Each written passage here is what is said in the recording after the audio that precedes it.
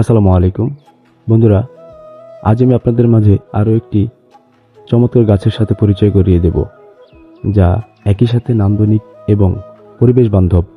আমার সামনে এই যে ঘন সবুজ পাতার গাছটি দেখছেন, এর নাম হলো ফাইকাস মাইক্রোকার্পা।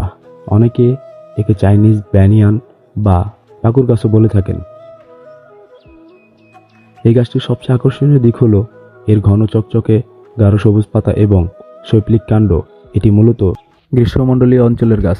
এই গাছটি অত্যন্ত সহনশীল, অর্থাৎ খুব অল্প যত্নেই এটি বছরের পর বছর বেঁচে থাকে। যারা বাগান করতে ভালোবাসেন কিন্তু সময় পান না, তাদের জন্য এটি একটি আদর্শ গাছ। ফাইকাস কেবল দেখতেই সুন্দর নয়, এটি একটি প্রাকৃতিক এয়ার পিউরিফায়ার। এটি বাতাস থেকে ফর্মালডিহাইড এবং জাইলিনের মতো ক্ষতিকারক টক্সিন দূর করে আমাদের বিশুদ্ধ অক্সিজেন সরবরাহ করে। ঘরের কোণে বা বারান্দায় এমন একটি সবুজের সমারোহ থাকলে চোখের যেমন আরাম হয়, তেমনি মানসিক স্ট্রেস বা দুশ্চিন্তাও অনেকাংশে কমে যায়। বাড়িতে বনসাই তৈরি করতে চান, তাদের প্রথম পছন্দ হওয়া উচিত এই ফাইকাস। একে খুব সহজেই ইচ্ছামতো আকৃতি দেওয়া যায়। এই গাছটি রোদ এবং ছায়া উভয় পরিবেশেই নিজেকে মানিয়ে নিতে পারে, তাই ইনডোর এবং আউটডোর দুই জায়গাতেই এটি সমানভাবে মানানসই।